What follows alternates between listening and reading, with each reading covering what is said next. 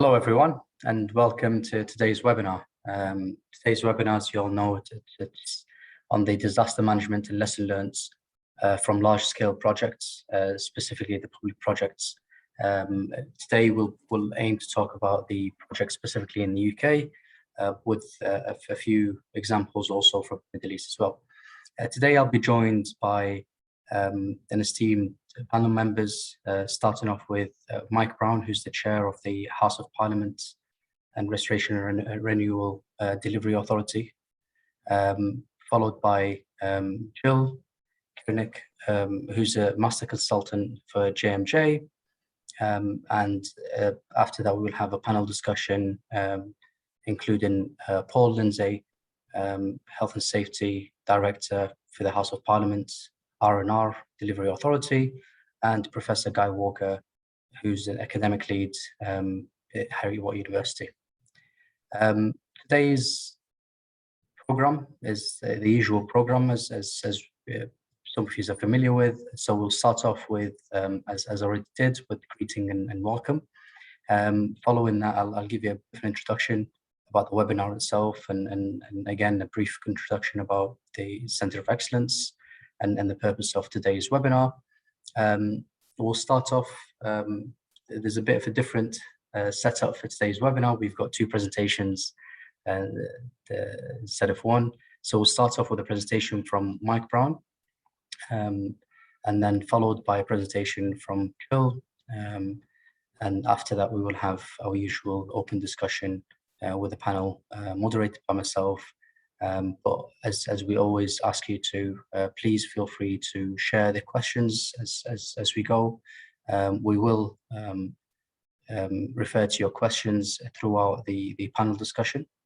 And please feel free to ask. There's no such thing as a wrong question, so it would be, especially for a topic like this, of today's topic. We will aim to finalize today's session in an hour and a half. But again, if any questions within the time frame starting from now to the end of the session, please feel free to ask. Right, so just give you a bit of for those that for the first time they join us. So the Centre of Excellence Smart Construction was launched over a year ago. The purpose of the centre was to address the challenges that we have within the construction industry and lead to economic growth. So we focus on innovations, R&D, and knowledge transfer and share. The whole centre is built on what we call the triple helix approach, which is basically we work with the industry, and we have a number of industry partners. We work with government entities as well, from a number of ministries and etc. And this goes all the way to chairing of the board of the Centre of Excellence, and also academia being hosted within the university, but also we work with other academic institutes to help innovations and growth within the industry. We focus on three themes, as we call them: productivity and performance, sustainability, and well-being. And we have a number of organizations that we work with. At the bottom here, you can see our founding partners, including Helix, ASGC, Jacobs, Mont McDonald, and Polypipe. But we work with many other organizations as well. Some of them we affiliate with, from a number of innovations, all the way from sustainability to robotics to 3D printing to modular construction, digital twinning, and etc. As well as strategic alliances that we work very closely with in order to help the ecosystem within the construction industry to achieve better outcomes. Today, the webinar, as I said, it's all about lessons learned and challenges that we face on large-scale public projects. Now, these challenges are quite popular to a lot of us. Construction industry, obviously, even if you're not involved in the construction industry, you would be touched by certain things that do happen in the construction industry and infrastructure projects, mainly because we all live and work and use facilities that are provided by the construction industry, whether it's a home or a building office, or even rail to commute, or even roads and for transport, etc., which is some of the topics that we'll be talking about today. As I said, I'm joined by a number of esteemed panelists. And to start off with, we will start with a very interesting presentation by Mike Brown. As I said, Mike Brown is the chair of the Westminster, or the House of Parliament, R&R delivery program, and he's here today to take us through a lesson that he, or a program that he was personally involved in Croydon, and let us know about the issues that they faced and how they learnt from these issues and the lesson learned from that as well. Over to you, Mike. Thanks, Anas, and good afternoon to everybody. It's great to be talking to you today.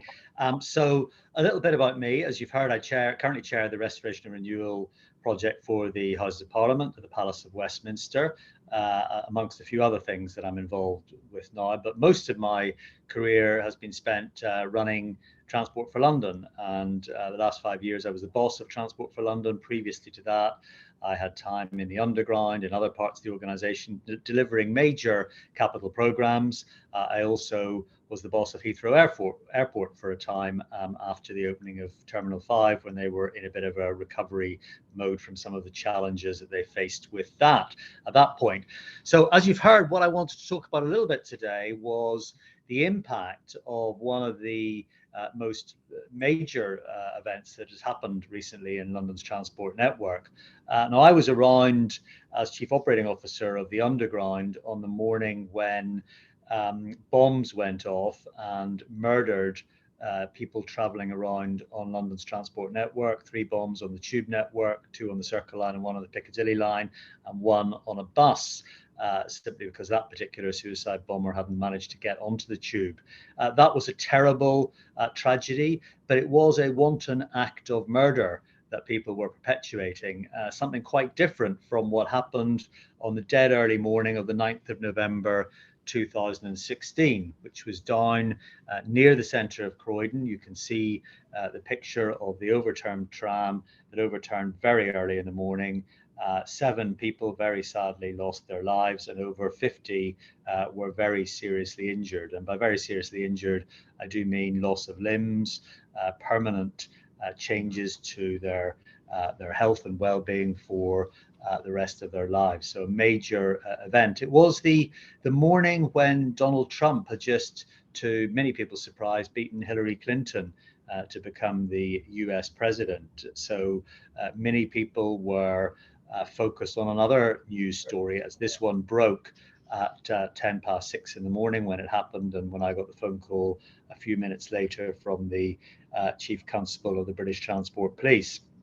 Now, the first thing that you do in these sort of situations is you obviously go into a combination of how is the rescue and recovery work going, how can I spread the resource between me and the senior people in my team. So I agreed with my most senior managing director that he would go on site to Croydon, and I would go to our head office, and I would also keep the mayor, who was my boss, the Mayor of London, who was my boss, informed as to the situation that was going on. Of course, the facts don't always emerge immediately. To start with, it was around whether there was sabotage on the line, whether there was some kind of reason why this tram vehicle had derailed. Trams in this part of the network, on this part of the network, should be traveling at 12 miles per hour. They're coming round quite a sharp bend. As it turned out in the investigation, this particular tram was traveling at 45 miles an hour, manually driven.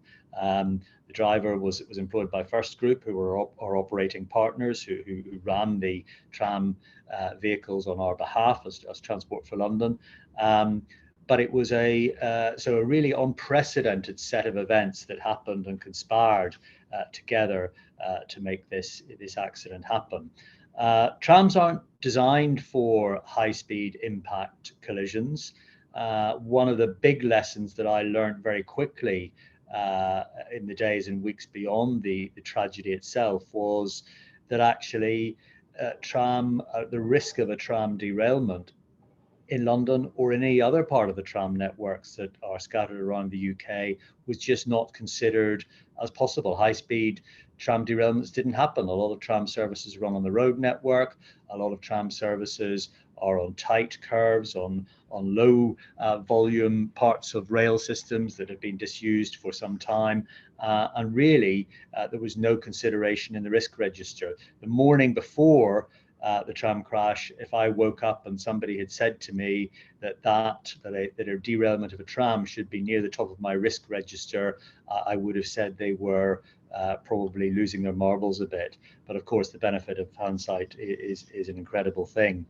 So of course, the first reaction, the first thought of all of us involved in Transport for London and our colleagues at First Group was the families of those who'd sadly lost their lives. A lot of the people who were affected, both those who died and those who were seriously injured, came from one tight-knit community in a place called New Ellington in South London, part of the London Borough of Croydon.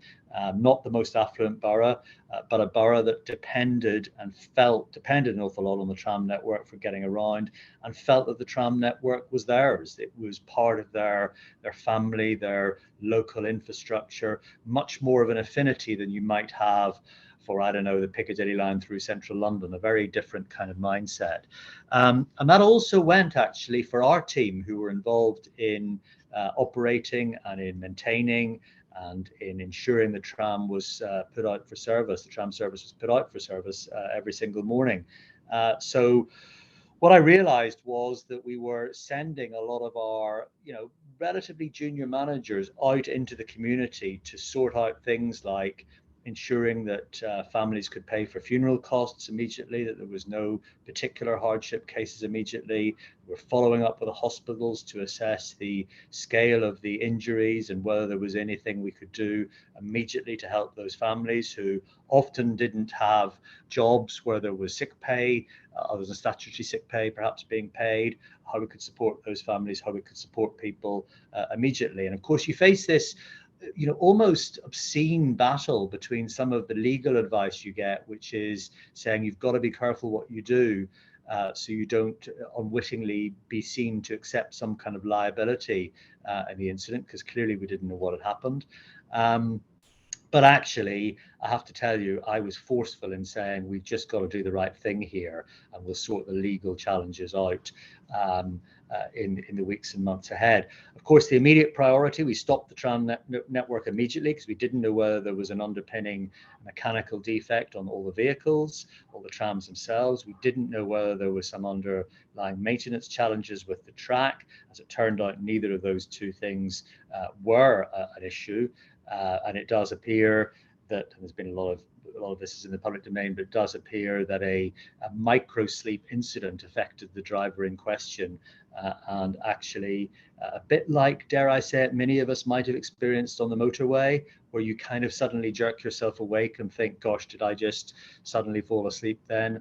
I think unfortunately this driver possibly did that to the effect that we saw. The other thing, so after sort of stopping the network, reassessing the engineering, and obviously as a priority, working with the relatives of the deceased and the survivors and their families to ensure they had the right support.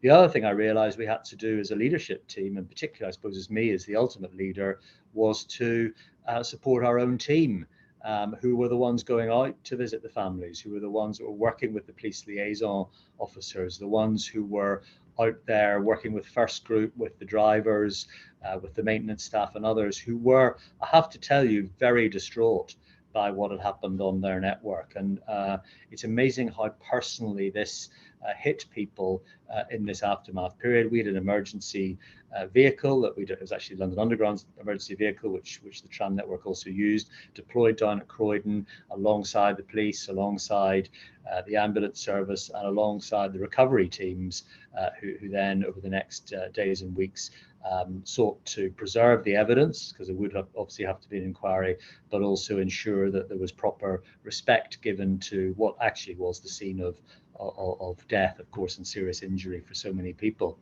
But the other thing that was a challenge for me was I had to, of course, explain myself not just to the media, which I did on several occasions, including in the hours after the incident, and alongside the Mayor and the Secretary of State for Transport, who both attended the scene later that morning, where I had to meet them and show them what I could of the site.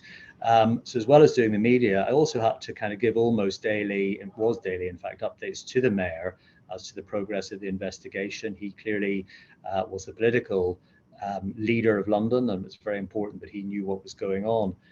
And that was actually one thing that I just wanted to share with you, because I think it demonstrates how this can permeate all of us, the aftermath of some kind of crisis, whether it's in construction, whether it's in operation, as this particular one was, or whether it's in any aspect of failure of a major project or a major delivery operation that we all might face in our worlds. And that's the emotional strain that you yourself take on board. And frankly, I had no idea that I was taking that on board. I guess if you asked my wife if she happened to be in this call, she would probably say that I was. Of course, I was caught up in both the adrenaline and the sheer horror of what had happened, and the sheer sense, I have to say, of accountability, because although I wasn't the driver and it wasn't actually our company operating the vehicle, it was Transport for London's symbol, a green symbol on the side of the tram. That meant I felt really this was ours and this was on our watch, and it was a huge issue. And it was a couple of weeks later, I was in the Mayor's office at City Hall at London Bridge, and he just asked me to stay on at the end of a further briefing meeting on all of this and the processes we're putting in place to allow the tram, with speed restrictions and other controls, to start operating again. And he just asked me at the end of the meeting, he said, "Mike, are you okay?" And even as I'm saying this, I feel, forgive me, because I still feel that in the minute, and nobody had actually asked me that.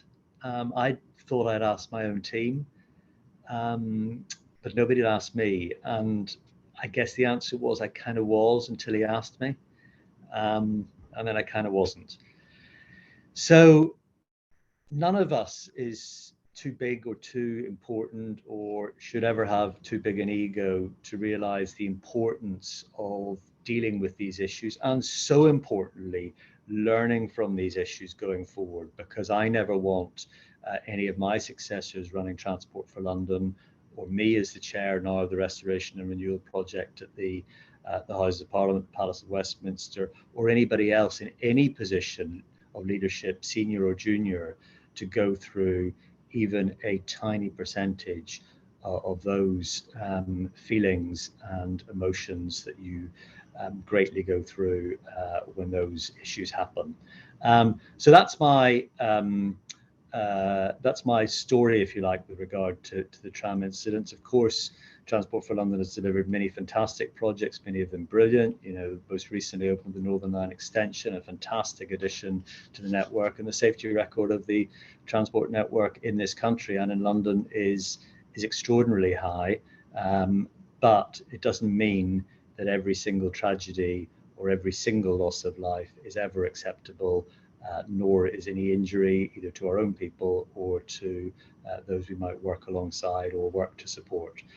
So Anas, that's my short summary of the incident at Croydon, and hopefully some lessons learned, and I'm sure we can pick up some of the discussion later on in the panel. Back to you.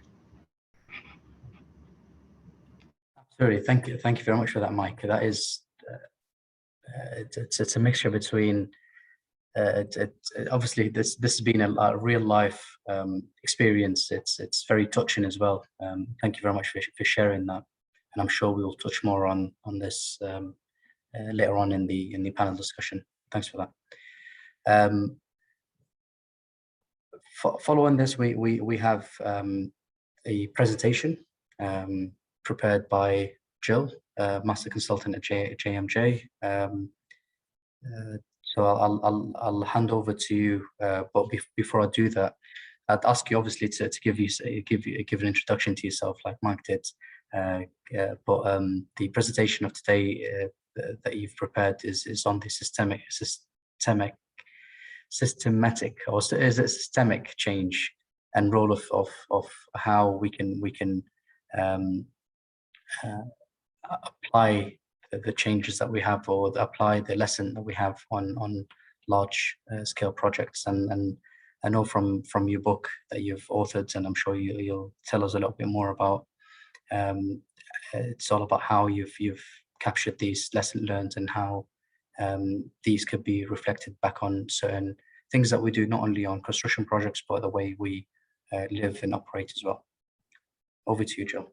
Right, thanks, Anas, and really thank you, Mike. I've spent a fair amount of time with Paul and Guy, but I've never met Mike, and it now makes sense to me why Paul and Guy said we should have Mike in this conversation. So Mike, that was incredibly moving, and just a lot of resonance and things to pick up hopefully in the discussion. Particularly what struck me was kind of the role of grief, and I think that's a really interesting topic in terms of the role of grief and change. But just wanted to say thanks, that was incredibly moving.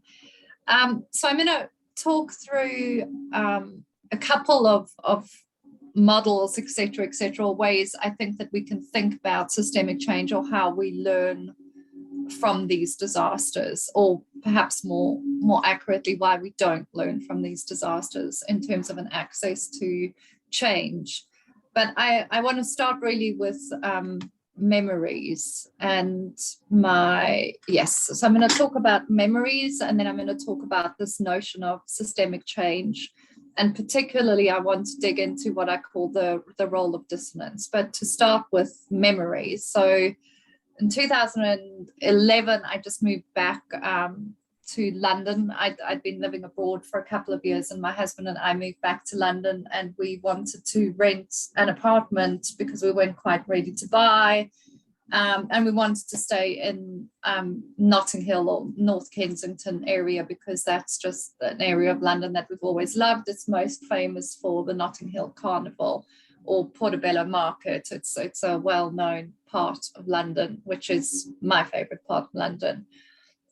Anyway, anybody who knows anything about property in London knows that renting is incredibly expensive. So I never before would have thought about it, but suddenly this apartment in a high-rise building caught my eye when I was looking in the papers, and went in to see it. And these pictures of the sky and the picture of the living room are pictures from the apartment that we rented. I mean, we literally walked in and went, "This is beautiful. Where do we sign?" And it happened to be on the 21st floor of Grenfell Tower. So I moved out in 2014, had fallen in love with high-rise living.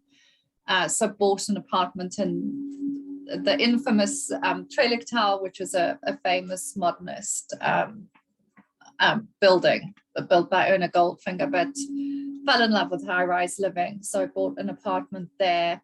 And in fact, our views were of Grenfell. So pre the 14th of June 2017, the view out of my window would have been like that. And I refer it into the book as kind of warm lights and memories. And then, as many of you will remember, on the 14th of June, that's what I saw out of my window. And I literally was up and awake, struggling to sleep, annoyed by the helicopters, but not kind of going through my head, Mike. I don't know what it must have been like for you that day, but didn't even think that there could be something catastrophic happening as Grenfell, but then went into the bedroom and literally saw that picture out of my window. But I forgot to introduce myself, as Anas said, so I'll go back a little bit. Professionally, what I do is work in high hazard industries to develop the leadership and culture to prevent catastrophic events. So I have a particular interest in low probability, high consequence events, and the leadership and cultural elements of that, as opposed to the technical elements of that. So there's always been a personal and professional interest for me. I think the thing that really distinguishes Grenfell for me. And Mike, again, I was interested in some of the things that you were sharing about the close-knit community, et cetera, which has a lot of resonance with here. But this is about people in their homes. So there's one thing about if I go to an oil rig, I'm knowingly putting myself at risk. But this was about people who died in the place that should be our sanctuary. So as I watched the fire, I promised to do whatever I took to ensure we learned. So that began a journey that has been the most awful, horrific, unexpected journey of the last 4.5 years, and will probably continue for the rest of my life, and is what has me here today. But one of the things in the immediate aftermath, I just started doing all the traditional linear things that I thought I should do. So I knocked on the doors of the people that were directly involved. Most of them were closed. One of the most horrific, which I think is relevant in this conversation, things that happened to me was there was this 1 week where I met somebody very closely involved with government who said to me, the government will not be interested in learning because they'll have to admit mistakes. So for them, learning is not a good strategy. And then met with a very senior person from construction who said to me that Grenfell had been relegated to a small social housing problem and that the lessons from Grenfell wouldn't be learned. That was a really dark week for me. But I was super fortunate to be mentored by a former NASA astronaut by the name of Captain Jim Weatherby, who's been involved in a number of disasters. So he's both been in space more than any other human being and probably had more personal involvement with major accidents than certainly most people in the world. So he was involved with the Columbia and Challenger disasters, and then with BP around the Texas City and Macondo disasters. And he said this thing to me, which changed how I think about change, frankly. He said the doors of the people who should be talking to you will likely be closed. Stop knocking on them and look for open doors, which did change everything that I did. I just started planting seeds to see what would happen. I mean, I know Paul and Guy inside of that conversation. We're here today inside of that conversation. But ultimately, that led me to meeting Diane Coyle, who's the editor of this book series, who said to me, can you write a book? And I'm going to share a couple of, I think, key concepts from the book that I think are important in terms of this topic. Fundamentally, what I set out to answer was, why does our failure to learn make sense? And the fish are there because there's this called the fish parable, which I find really helpful, which is the story of there's two fish swimming along, and the one fish says to the other, how's the water? And the response is, what's water? And I think when we want to look at systemic change, we need to make the water visible. We need to step back and actually explore and see the systemic issues in play, rather than stay at a micro level and try and just keep fixing things, which I think is often our approach post-disasters. So the book looks at answering this question, and there's two particular models or frames that I want to share with everybody today. The first one is this notion of piecemeal versus systemic change. So I think often our response to disasters is piecemeal. So we focus on changing in the, for example, the example that I use in Grenfell is one of the big issues was with fire doors. So we know that the fire doors were non-compliant and they only resisted fire for half the amount of time they should have. So piecemeal change is super important. You know, one of the things that's wrong with the system of housing in the UK is fire doors are not compliant and don't resist fire. So what we need to do is make sure that we fix that and you know, put proper fire doors into our properties. And that's really important. So I'm not at all arguing that piecemeal change is not important. It just doesn't cause systemic change. When we're talking about systemic change, what we need to think of is what are some of the shifting the conditions, holding the status quo in place. So what are the things that are really embedded that are stopping change? Those take us, for example, on fire doors or building materials into much more complex domains. And for anyone that's watching the Grenfell inquiry, this is all happening this week. We're beginning to see all the multiple lobbying issues at government level, deregulation agenda, all of these massively complex issues that end up with decisions that ultimately end up in disasters. And to create a systemic change really needs us to shift how we think. So we need to think about change rather as technical solutions into much more, how can we disrupt the status quo? How can we experiment? What can we try? We need to think of the world as complex and emergent, not controllable and fixable. And we need critically a different leadership style. So one that's organic, emergent, values and principle based versus bureaucratic command and control.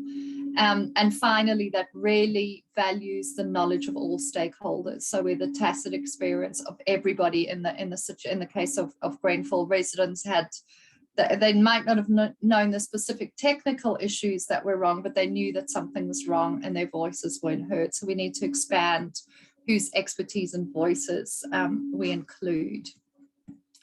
And then I'm going to end by talking about the role of dissonance. And this is just one of my favorite quotes on the matter, which is from the International Atomic Energy Agency. We talk a lot about culture. This word is bandied around all the time.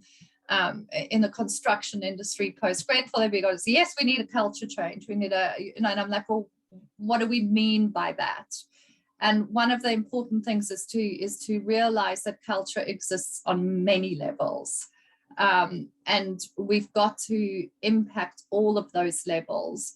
And my view is that actually dissonance is our access to doing so. So this is another iceberg model. We've all seen iceberg models to explain culture. So this is a particular iceberg model. So at the top, we've got our espoused intent and our formal systems. And we spend a lot of time post-disasters, or actually even pre-disasters, on coming up with great strategies and plans and procedures, et cetera, and actually don't necessarily look, or don't look openly at what lies beneath the iceberg, which are our informal systems. So the way things really get done versus the way we imagine or prescribe that they get done. There is always a difference between the way we imagine, prescribe things getting done and the way they're actually done.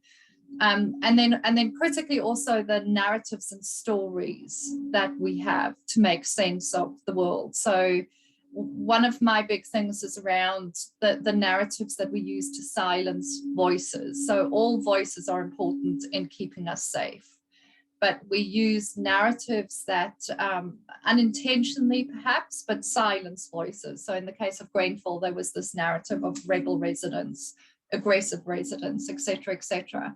And then finally, really looking at what our embodied intent are. So what are the real values, beliefs, assumptions, biases that are actually held by the organization and individuals in the organization.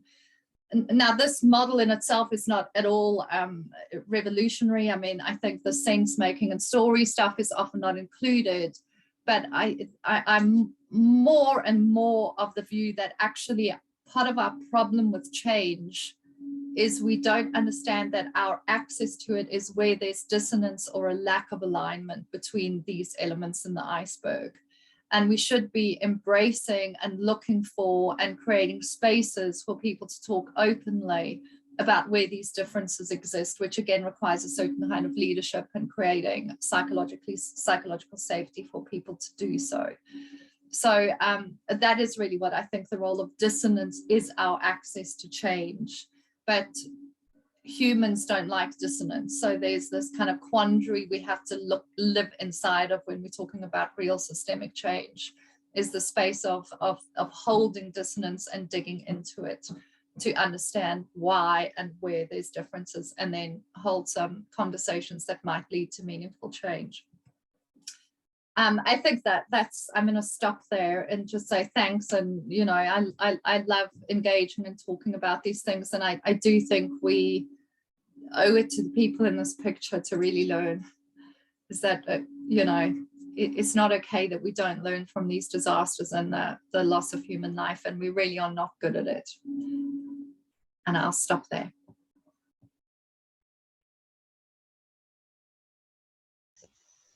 Thank you. Another touching topic, and this just shows the fact that when we have disasters related to construction or related to infrastructure or related to projects in general, it does affect not only us as people working on these projects, but other people's lives and the way they live as well. So it's thank you for both presentations. This is just show and set the standard that we wanted to talk about today, which is, you know, that disasters do keep happening, and they are real, and they have a big effect on everyone's lives, including us, as Mike mentioned, as you mentioned, Jill, as well, and many other people that would, if they have the opportunity to talk about the experiences, you'll see how it has affected them one way or another.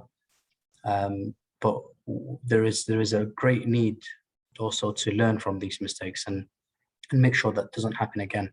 It is challenging. It is what we tend to face on sometimes daily basis on projects, but it's a matter of, you know, finding out ways to learn from these and address them in the right way possible, and make sure they can be avoided in the best way possible.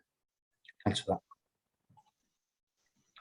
that. Moving on, as I said, I'll be introducing two more panel members, and obviously we'll have Mike and Jill stay with us for the panel discussion.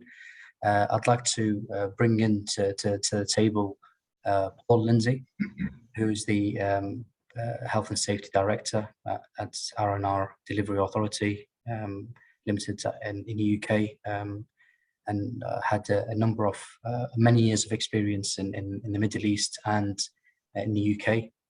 Worked on a few large projects, namely some of them are in Doha, as well as the Saudi King Abdullah Financial Districts, London Olympics, and the list goes on. And now with one of the very major projects that we have in the UK, which is the Westminster R&R delivery project, which has its own challenges and etc. And I'm sure we will talk a bit more about this today. Also bringing into the panel Professor Guy Walker. Professor Guy Walker, professor within the Heriot University, has worked on a number of projects and challenges all around the topic of sociotechnical construction. I guess your dog doesn't like that word, Paul. He's worked on and authored a number of journal papers. Am I right to say around 120 journal papers and 18 books around the topic of sociotechnical construction? Which is something we're going to be talking a lot about today, and how these disasters that Jill and Mike have mentioned, and other disasters as well that happen on regular basis, how do they affect people's well-beings?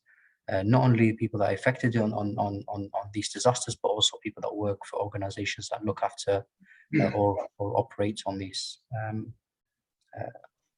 projects or programs. Without further ado, I'll just jump into the questions. I can see some questions coming in from the audience. Thank you for that, and please keep them coming, and we will address them as they come. But first of all, I'd like to bring you in, Paul, with the first question here. Now we hear about the disasters, we hear about all these challenges that do come up. How can we as an industry avoid these disasters, or avoid another disaster such as Grenfell disaster? And how much can we rely on legislations and standards, bearing in mind saying that the legislations and standards should learn from these disasters and change, and therefore we should rely on them? So I think thanks, Anas. I think the first thing is I really like sort of Jill's analogy, this thing about culture not being a fixed thing and being much more fluid. As you say, I've worked in Doha, in Saudi, in Oman, India, Mexico, Morocco, different places around the world, and it's really interesting to see how these cultural elements also play into culture, from the sort of the individualistic kind of Western approach to the much more sort of collectivist kind of cultures that you have in sort of India, Pakistan, Bangladesh, and they've got a different perspective. There isn't a right and a wrong, it's just a different perspective. So I think it's really important that we understand that the culture is, you know, has got many different facets to it. I think that's really important. In response to your question, I mean, I think that the honest, simple answer is, as an industry, I think we need to learn how to learn. I don't think we're very good at learning from incidents. And Jules brought up Grenfell, but if you just take fire as a kind of an example, 2014 we had Glasgow School of Art. The MAC building was severely damaged by fire during restoration. 2017, then we had Grenfell. Now, what isn't talked about a lot is some of the insulation, the cladding, the PIR cladding that was used on Grenfell was also on the Glasgow School of Art. So they've had a fire. 3 years later, a building with the same cladding has gone up. The year after, what happened? Glasgow School of Art went up again for a second time. This time it was ruined. The MAC was a shell. And then, of course, the year after that, we had Notre Dame. No, it wasn't in this country, but when you look at some of the issues that's now gradually coming into the public domain, gradually, again, the interesting thing was, instinct was blame somebody. It was, oh, some guy with a cigarette. Now it's kind of, they're looking at the automatic bells that were installed in spite of there being regulation that says you shouldn't, because the wiring was prone to overheating. So the second half of your question, why should we rely on? I think legislation and guidance. It's that old kind of Plato quote, isn't it, about rules being for the guidance of wise men and the blind adherence of fools. You know, I think you need a framework to work in, but as an industry, you know, that should be a guide. You do, if you're compliant, I always think compliance is doing the minimum you can without getting caught, right? And as an industry, I think maybe we've slipped into that kind of attitude, because, and I'll finish in a second, but you look at Texas City in 2005, there was organizational failings, there was costs cutting, there was staff cutting. There'd been a previous similar incident in a Raffinet Tower. 15 people lost their lives. 11 of them worked for Jacobs. Deepwater Horizon, the oil well cap failed. BP had another failure at another one of their rigs in the Caspian Sea. So these, I think Jill called it an awful sameness. But you know, there are very, very few of these disasters that are truly unique. So yeah, I think we need to learn how to learn. A very interesting way. You need to learn how to learn, and that goes back to Jill's example of knowing what the water is as well. You know, learning what the issue is and try and tackle that. Talking about the issue, Professor Guy, I'd like to bring you into this, and now a lot of people would argue it's because of the way the industry is set up. It's because of the way we operate. It's how complex the industry is, and that's why we have issues. Although sometimes we might be able to learn or might be able to understand some of these challenges, because you know some of these challenges do touch on people's lives. But, there is a number of challenges, and one of them that keeps coming up is procurement and the competitiveness in tendering. It's a fact that we have. It's obviously it's yes, we all know that how many things that we need to put in place to avoid certain things, but all comes to the cost end of the day, and this is the way it is in construction, sadly. Yes, to rectify them, there is certain solutions and etc. But in your opinion, does procurement and competitiveness in terms of tendering play a role in making these challenges, or can we use the procurement aspect to avoid these situations rising again in the first place? I'd say definitely yes. As Jill sort of mentioned already, this idea of kind of systemic change, and systemic means there's a system there, isn't there? An interconnected web of people and processes and organisations, culture, society, the whole lot of it. And to that extent, I think how projects are set up, the procurement mechanisms have a big role to play in, if you like, creating the right sort of boundary conditions for these systems to operate within. So yeah, it has a huge role to play. And in fact, I'm put in mind of I think of sort of successful projects like the Olympics, for example. They said that they worked kind of strategically to kind of build the program from kind of core organizational values around team building, to kind of leverage that part of systems that's actually very good at dealing with complexity, i.e. the humans. And although these things sound a bit kind of woolly sometimes, things like trust and mutual respect and strong relationships, all of that have a huge role to play in this. And again, when we're speaking of procurement and how projects are set up, I say you can create those conditions from the start, potentially. So yeah, big important issue. Absolutely.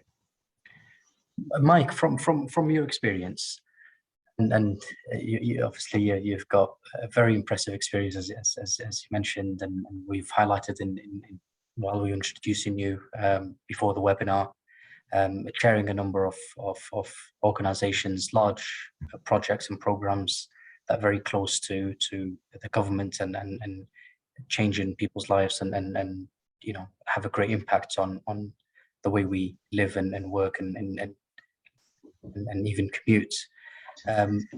How are these projects, the way they set up, can really obviously when we have projects, we've got quite a focus in terms of certain issues that we need to address, certain errors that we need to address as well. During projects, we have a lot of focus on these frontline errors, as we would call them. Are these blinding us from real issues on might raise during the operations and etc. And how can we make sure that when we operating or delivering a project, make sure that from the issues or disasters that we faced during the operations can be reflected in the way we design and build these assets? Well, thanks. And so, first of all, apologies. I seem to have gone into the distance somehow. I can't get myself to be any closer. I'm not quite sure how to work this technology. You'd think after 18 months I would know, but I still don't. So apologies. But you can hear me at least, I guess. So look, I think any construct, I mean, we can create all sorts of complex models of partnerships in the way a project is delivered. We can have different tiers of supplier relationships. We can have complex incentivization schemes in place or penalty clauses for lack of delivery or whatever. Do you know what?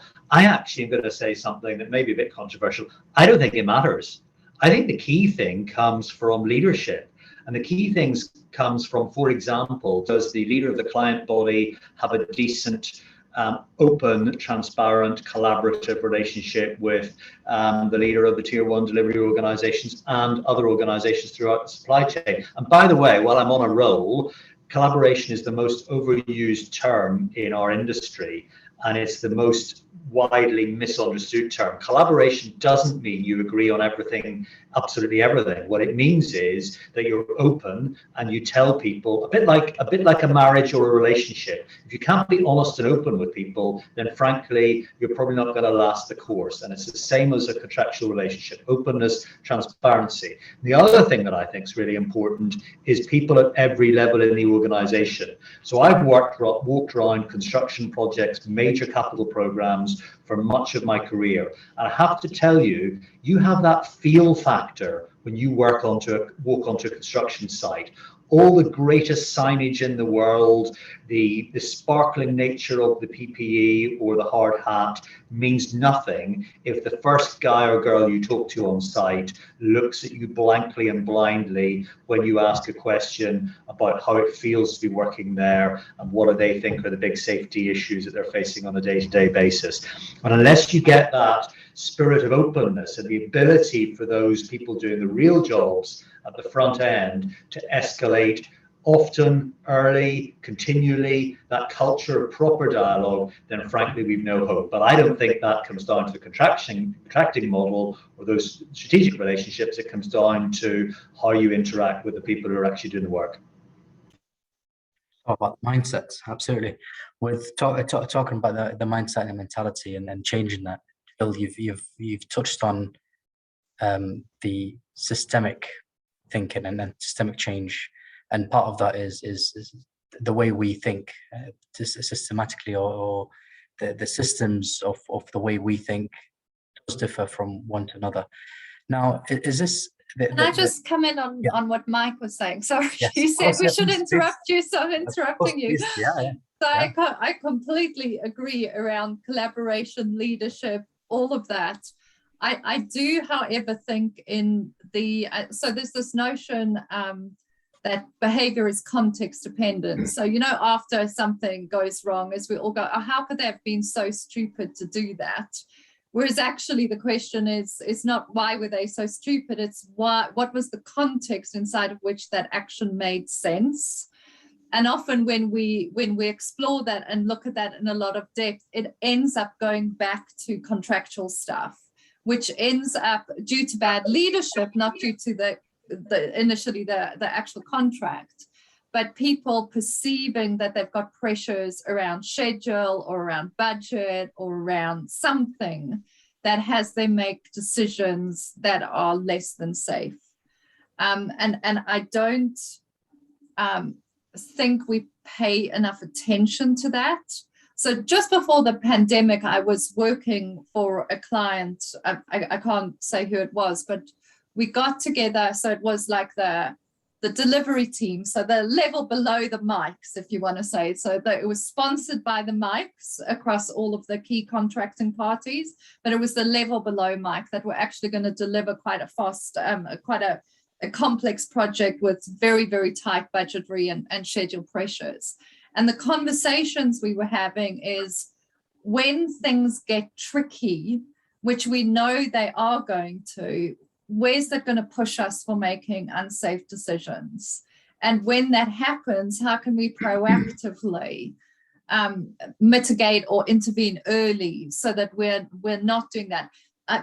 Just a final point on it is I think it becomes increasingly complex with increasingly complex supply chains. So when you've got subcontractor after subcontractor after subcontractor, it's fine if you've got 3 or 4 contractors with people like Mike who are really brilliant leaders who can get that message into their organization. But when you, for example, look at Grenfell, which frankly wasn't a big project at all, the number of subcontractors involved in that process, I think meant that those messages were not getting down. So that's just my comment around procurement. I'm glad that answers the question I was going to ask you, which is basically it's the setup that we have. It's the way that everything is being built around certain projects, which is something that Paul, I'd bring you into this and ask you is the way we've got projects. I mean, in the UK, we've the way some certain projects are set up, like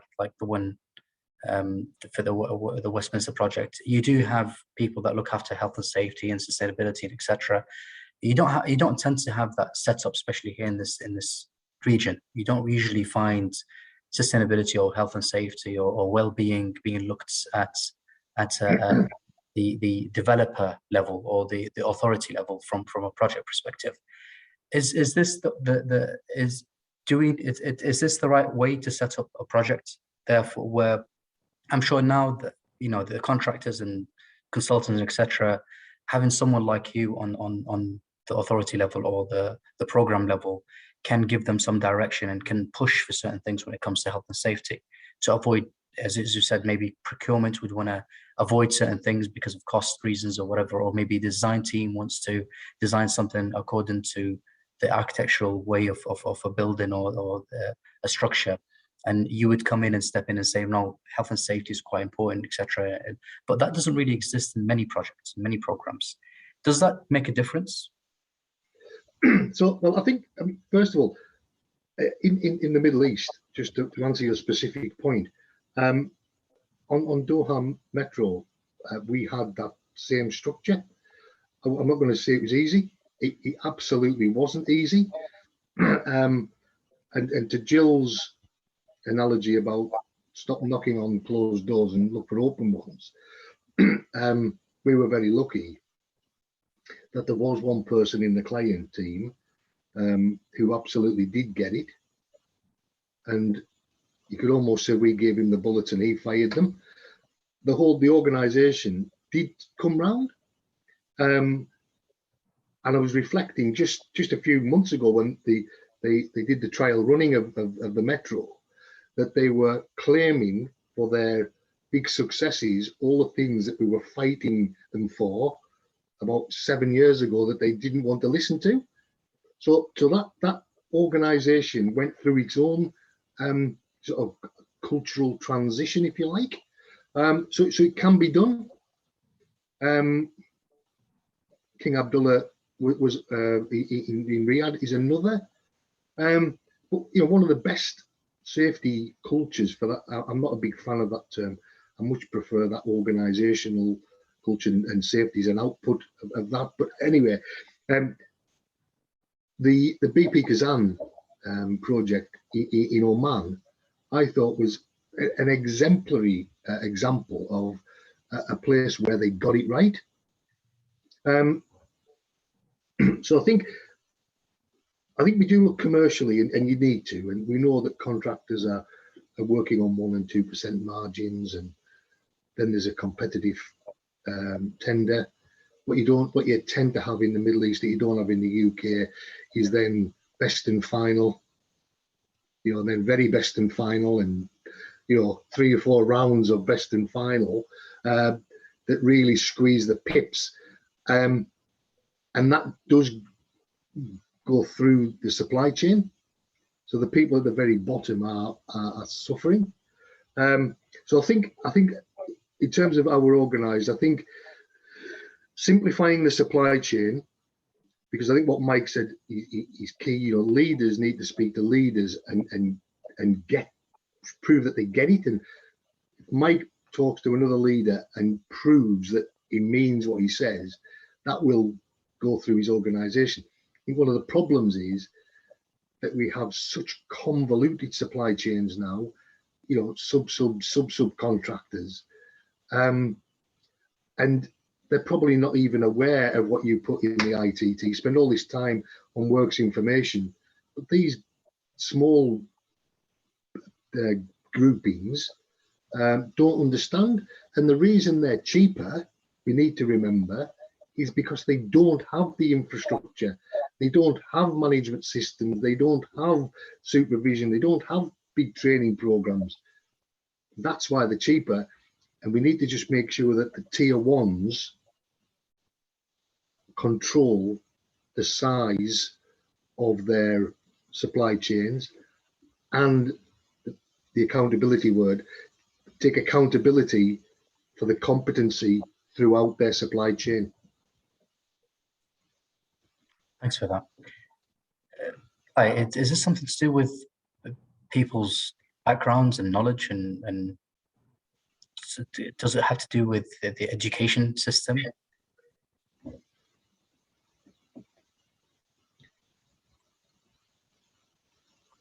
I think On mute. I'm just going to say, sorry, Paul, I knew you were about to say something. I'm just going to say one thing, and I'll just respond to that. I don't think it's really about education. I think it's about being genuinely open to broad breadth of experience of what has happened, even if you haven't experienced it yourself. So I love the term, learning to learn lessons, because it is, I used to get absolutely so wound up by people saying to me, well, let's review the lessons learned. Well, great, review the lessons learned, but just don't put them on a shelf and forget about them then forever. Really learn them and really act on them, because you can, I did French at O-level. I mean, I'm old enough to have done O-levels, not GCSEs, but French at O-level. And if you don't continue to practice that skill and practice what you learned, small beer as it might have been, then that just goes away over time. So how do you ensure that knowledge, that collective knowledge, how can you not be too proud to learn from industry and organizations that aren't necessarily in your sector? So I don't think it's about education. I think this is about mindset. And unfortunately, sometimes we put those into leadership positions, not always, but we sometimes put those in leadership positions who are brilliant at finance or brilliant at engineering only. And there's nothing wrong with being brilliant at finance or engineering. You need those people, of course. But if you're only brilliant at that, you miss a whole range of other things that are so important in driving, what we need to do differently going. Absolutely. Guy, I can see that you unmuted yourself. Apologies, maybe my audio went a little bit haywire there. But yeah, I mean, to back up what Mike was just saying, and certainly something we're increasingly passionate about in higher education, is this idea of interdisciplinarity and mindset and ambition and aspiration. It's not just the technical skills. So yeah, I'd second that. I think, Alice, if just jump in before, I think just leave people with this thought, right? When you think about how we put people to work, right, and it's just the difference between education and experience, maybe. What we do is, if we bring, and like I said, 20 steel fixers in, and they've each got 20 years experience, right, which probably about average each. That's what? Is that 400? 400 years of experience, right? And what we do is we get a graduate or a junior engineer to write a risk assessment, write a method statement, to brief them and tell them what to do, and then supervise them to make sure that they do what they were told to do. And the 400 years of experience is kind of just, leave that. We ignore it completely. And I think so, and some of the work that Guy's been doing around socio-technical construction, is kind of fundamental at addressing these kind of sort of baked in problems, if you like. We do it like that because we've always done it like that. Can you tell us a little bit more about the socio-technical construction, Guy Walker, and how do you see this as a solution? Yeah, I guess socio-technical construction, it picks up on a lot of what Jill and Mike have said, actually. It's about, in a way, sort of humanizing construction, boosting human capital, using that kind of 400 years of experience that Paul's mentioned. So I guess, technically speaking, it's defined, you can imagine it's like a kind of toolkit of methods and solutions that can be used across the kind of full life cycle of construction projects. And it's all about creating the conditions for people, workers, humans in those systems to thrive and deliver their full potential. But perhaps a less abstract way of putting it, and again, I go back to the Olympics, a lot of the factors that made that project a success, the kind of the team working, culture, inverted commas, all those kind of softer factors, if I may say. In a way, socio-technical construction is about kind of operationalizing those, understanding exactly what they are, and giving us the tools to enable us to reproduce those conditions and modify them and enhance them in further projects.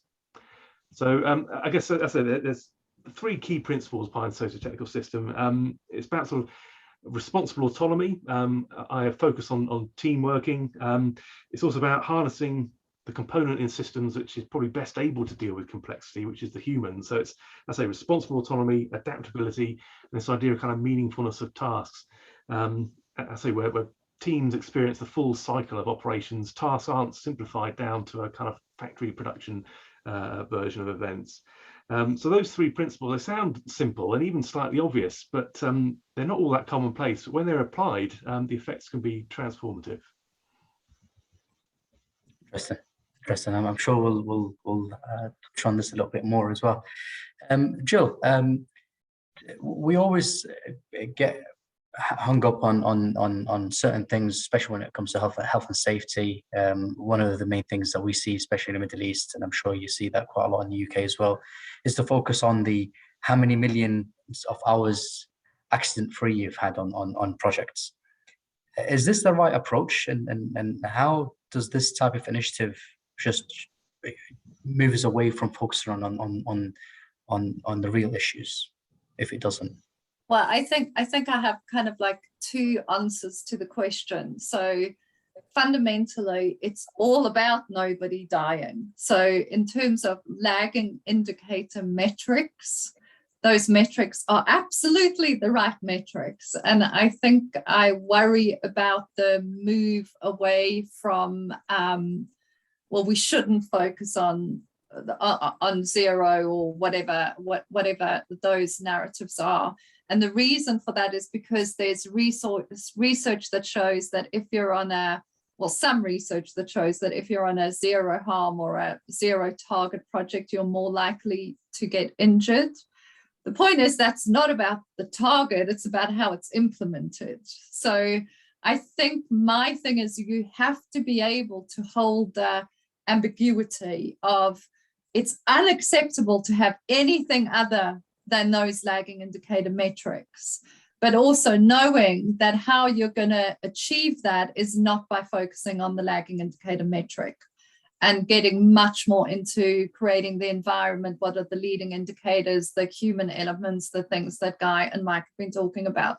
But I worry that the narrative around moving away from safety is going to have unintended consequences. And in fact, somebody reached out to me because sometimes I put stuff on LinkedIn about it, knowing that I'm going to get shouted down by 1,000 people because that's just the way that it goes. And somebody from Brazil sent me a private message because part of my thing is when you think about it, is back to Paul's point of different cultures, is we have to understand it's a super intellectual argument, this move away from zero. But where people are dying is often in, not very developed parts of the world. And he was saying to me that argument is now being used in Brazil on some sites to justify taking the right actions as well. No, zero doesn't make any difference. We need to not strive for zero anymore. So I think that's a bit of a convoluted response, but I think we have to. You cannot have anything else. I mean, what are you going to say? Is Mike meant to sit there in a position accountable for the whole of, whatever these massive infrastructure projects and go, well, actually, I'm okay about a couple of people dying? No, you can't. You can't. It's a stand that you take and it drives who you are as a leader. So I get a bit passionate about us moving away from that. Can I just come in there? Yes. I think Jill, she's right to get passionate. She's spot on. I agree with her entirely. So actually, I made a mistake when I was talking about the Croydon tram crash, because actually, who died were Dane Chinnery, Philip Logan, Philip Seary, Dorata Rikvinovic, Robert Huxley, Mark Smith, and Donald Collett. Those were real people with real families, real friends, with real lives. And actually, as soon as you somehow dehumanize this into statistics, of course, zero harm, of course, getting home safe, everyone going home safely every day is really important. But putting the human take on that is I think, so important. Somebody asked a question in the chat room about how we were able to so briefly brief underground staff on the day of the 7/7 bombings. Well, actually, we didn't brief them really quickly because we had a plan, and the plan was there with real human interventions required to deal with that incident. So the fact that we had train drivers going down the tunnel and bringing out dead and dying people, half an hour before the emergency services arrived, was partly because they were some fantastic people, despite the bad press they sometimes get. But actually, it was also partly because that was in their safety culture and their safety briefing. The fact there was a young lad at the Square Station who carried up a young woman in the lift who then died in his arms was because he was an extraordinary individual, first and foremost, but actually there was a plan about how you would evacuate that station in the event of an emergency. We never thought it would be an attack of the scale it was. So, having a plan underpinning a quest to have, zero harm in whatever way you define it is really important. But translating that into the human reality of what it would be like for your family if they lost you, for your loved ones, if you were somehow disabled or debilitated from working ever again, either because of a mental or physical injury or experience you'd gone through. I think just linking those two is so important. So I absolutely agree with the way Jill described it. Can I just jump in, Anna? So just because I kind of agree with what Jill's said and Mike. I think one of the problems is when zero, instead of becoming a means to an end, so drive behaviours, it's unacceptable to have fatalities, and sadly I've investigated 4 fatalities throughout my career. So and I, as Mike, I don't need to look up the names of those people. I know them off the top of my head, and I hope I never do forget.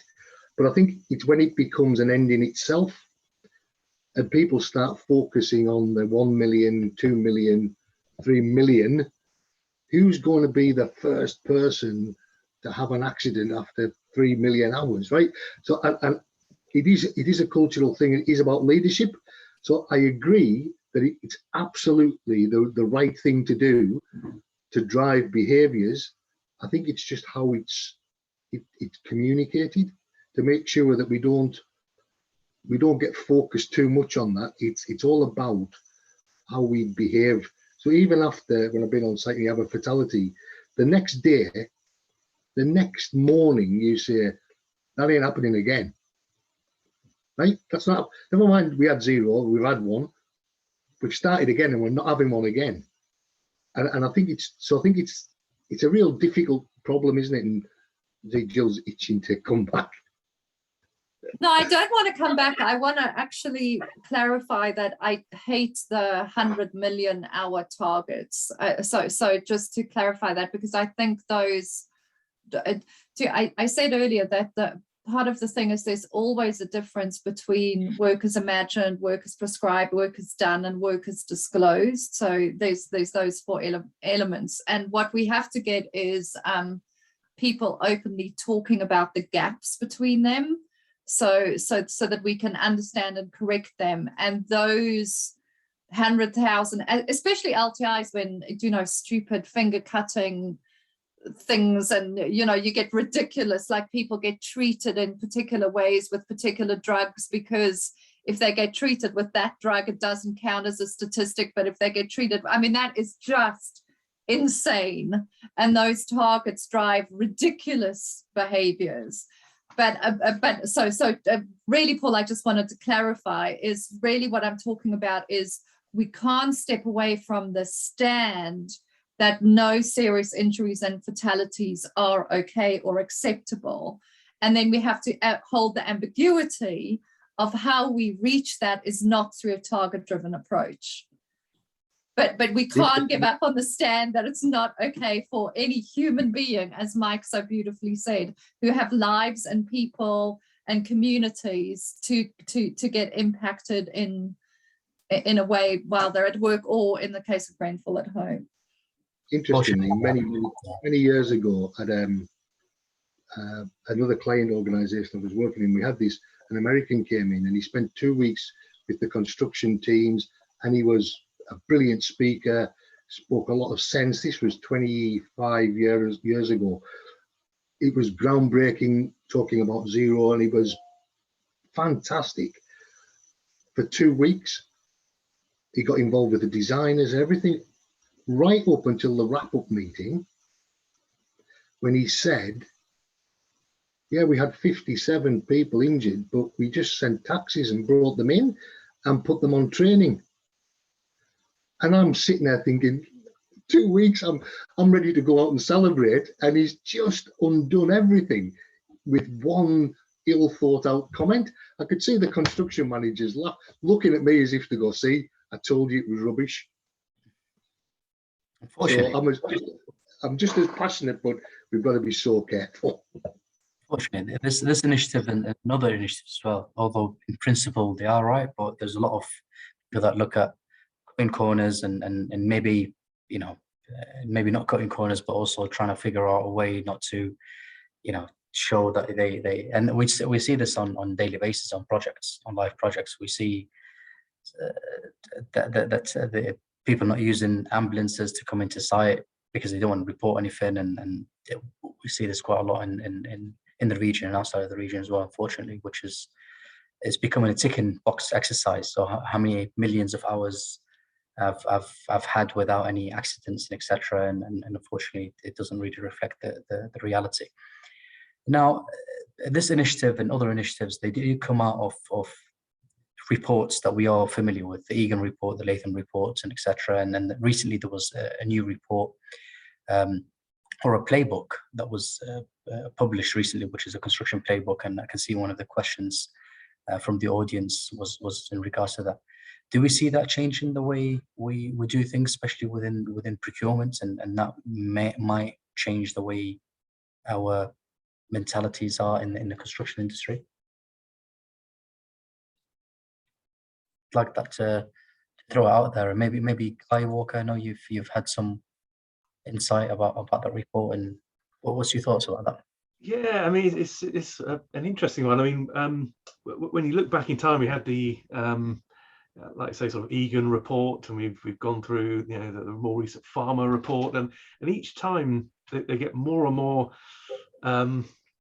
what's the word, more sort of assertive, the need for transformative change. I think, was it the Farmer report in 2016, the title is Modernise or Die. So it gets, the appeals for change are getting more shrill.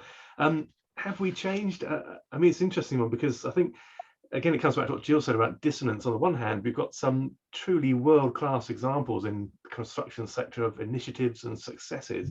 But on the other hand, it's also true to say that there is this kind of dominant discourse about how things haven't changed sufficiently. And in fact, since 2005, certain metrics have got worse. So as for the construction playbook, yeah, I remain optimistic, and I think it could certainly help us as a tool for making progress. But I'll be interested in other people's views too.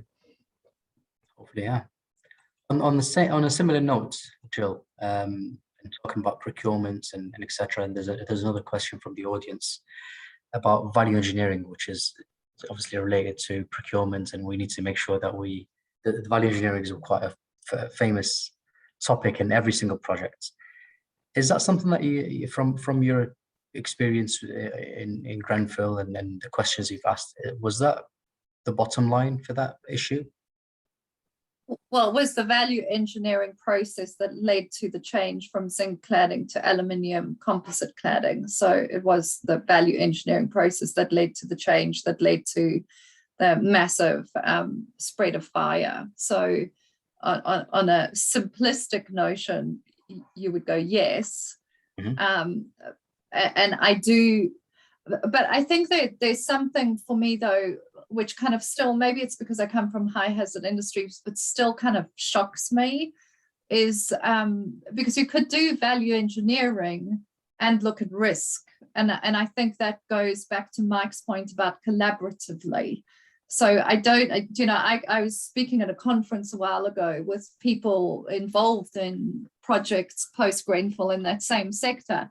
And I said to them, how many of you post-Grenfell are conducting even simplistic bow tie risk assessments collectively with your supply chain? So you get your whole supply chain together and you go, well, what's the worst thing that could go wrong? What are the barriers we have in place?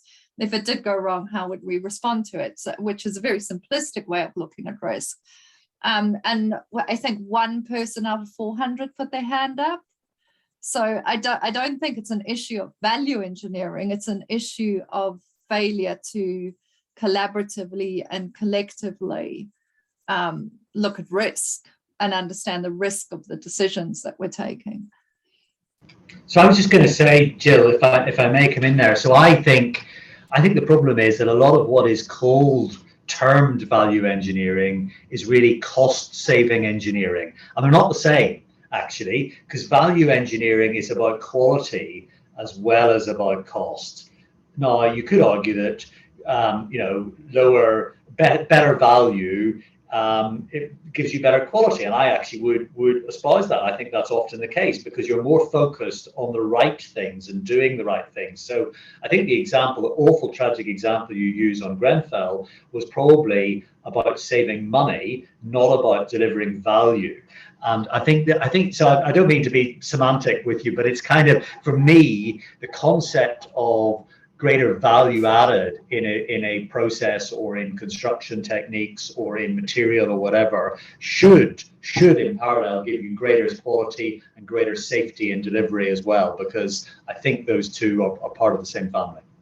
And I would completely agree with you. And I think culturally, value engineering is just a term that is used as let's cut costs in the industry. So because if you talk about value, you have to look at quality, cost, schedule. You have to look at a systemic view to get to a value engineering approach. So completely agree. Love that.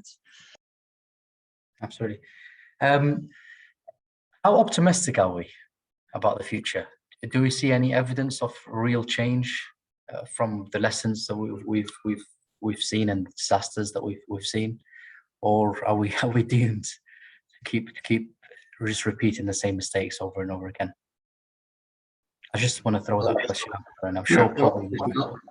I'll jump in. I mean, I've been in the industry 40 years. I love the industry. It's fantastic. The kind of projects that you deliver. Guy has this term, when construction goes well, it goes spectacularly well, and I think that's absolutely encapsulates the industry. But if you look at one of the biggest infrastructure programs in the UK currently, HS2, right? There's already talk of it's over budget. It's going to take longer than they thought. Then there's the negativity around the cutting the link to Leeds, and you think they've only started, right? They've only started. They haven't even done all of the GI works, the ground engineering works, right? So they don't know how much it's going to cost, and they don't know how long it's going to take, because at this stage, it's impossible. But the narrative around programs is this one's already late and over budget, and I think that's what there's a danger that kind of becomes a self-fulfilling prophecy, that there's a real downer, and then everybody starts focusing, and Mike's absolutely right, value and cost. It becomes about cost, and that absolutely was going to impact the culture of the program. I'm just going to say, Anas, if I may, so I agree with what Paul just said. I think though I'm actually a miserable pessimist generally in life, but actually I'm quite optimistic, because I think if you look back in the last 5, 10, 15, 20 or 30 years, the lessons we've learned in industry and in construction and in major projects are incredible. So, I first joined what was then London Transport in the aftermath of the King's Cross fire, where there was an endemic culture of no discernible boss for individuals. There was no proper process for cleaning escalators, as it turned out. It was one of the root causes. There was no real safety system in place. Now that is totally transformed, and that's translated into project delivery and into construction very widely, I think, across the world, not just in the UK, but much broader.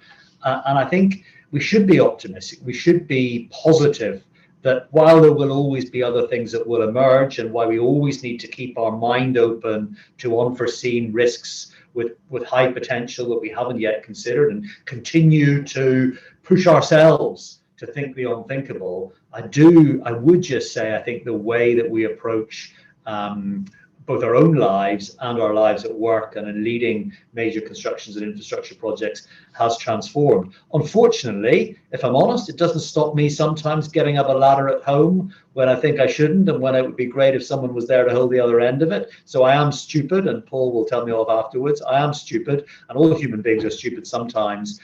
But actually, I think as a society, we are getting better. I know you've got a lot to say about the future and how optimistic it can be. You're on mute. Sorry, probably my audio.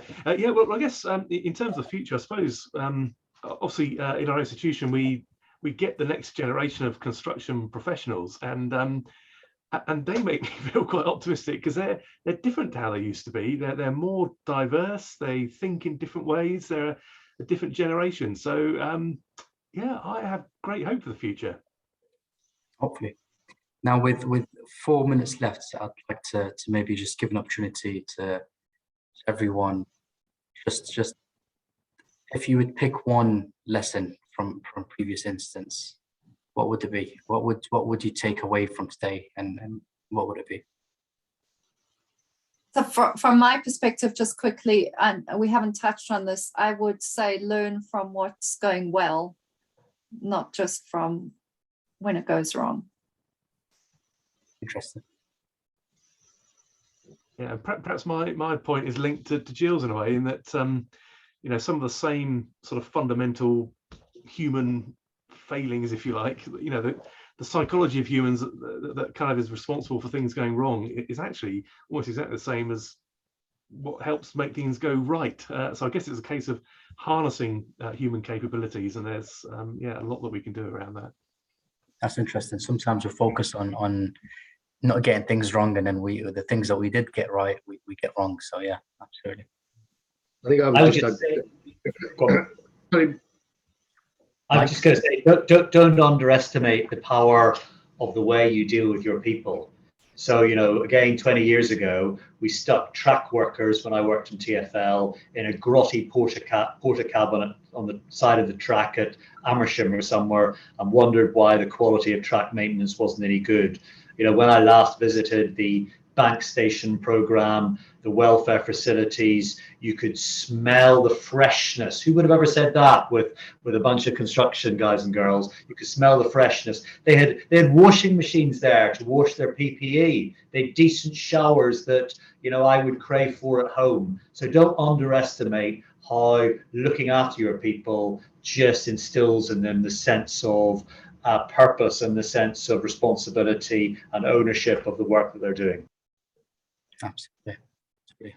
I think I would just going back to the first point about, you know, we need to learn how to learn, just drawing on Clapham. So Anthony Hidden, when he did that report, was the one he kind of focused on this issue of hindsight bias, and he kind of touches on some of Jill's earlier points. It's not what people did, it's did it make sense to the people in that context. So I think if we're going to learn from incidents, we need to just be aware of all these other factors that work against us, and hindsight bias is a classic example. Why did they do that? It's stupid, right? Without understanding the context of the decision. Learning to learn. On that note, I'd like to thank you all, Mike, Jill, Paul, Guy, for your contributions today. I'd like to thank all the audience for their questions and interaction. It's been an amazing discussion today about the challenges that we face and how we can reflect on that from lesson learned, etc. There's a lot of notes that we've taken from that. Hopefully we could reflect that on the way we operate and work. And I'm sure it would have taken us more than just an hour and a half to talk about this, and I look forward to continuing these discussions with you all. Thank you. Thanks, Anas. Thanks, Anas. Thanks. Thank you. Thanks.